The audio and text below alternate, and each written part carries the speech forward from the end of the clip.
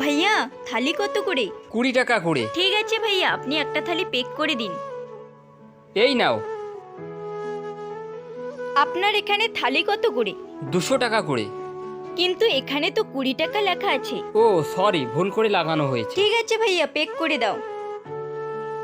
ভাইয়া থালি কত করে? ওই 20 টাকা করেই। কিন্তু ভাইয়া আমার কাছে না 10 টাকা আছে। কোনো ব্যাপার না, তুমি 10 টাকাই দিয়ে দাও। থালি 20 টাকা করে আর ও আমার কাছ থেকে 200 টাকা নেয়। এই নাও। এটা কি হচ্ছে? আপনি আমার কাছে 200 টাকা থালি নেন আর ওর কাছে 20 টাকা। দেখুন ম্যাডাম, এর পিছনে একটা কারণ আছে। এমন কি কারণ আছে আমিও জানতে চাই। তাহলে শুনুন। শোনো, তোমার কাছে কি কোনো টাকা আছে? খিদে পেয়েছে। আমার কাছে তো শুধু এটাই আছে। 20 টাকা? 20 টাকা দিয়ে কি হবে? তুমি এখানে দাঁড়াও, আমি দেখছি যদি কিছু হয়। এজন্য আমি ওকে 20 টাকার খাবার দিয়েছি, যাতে ওরা পেট ভরে খেতে পারে। আপনি অনেক ভালো কাজ করেছেন।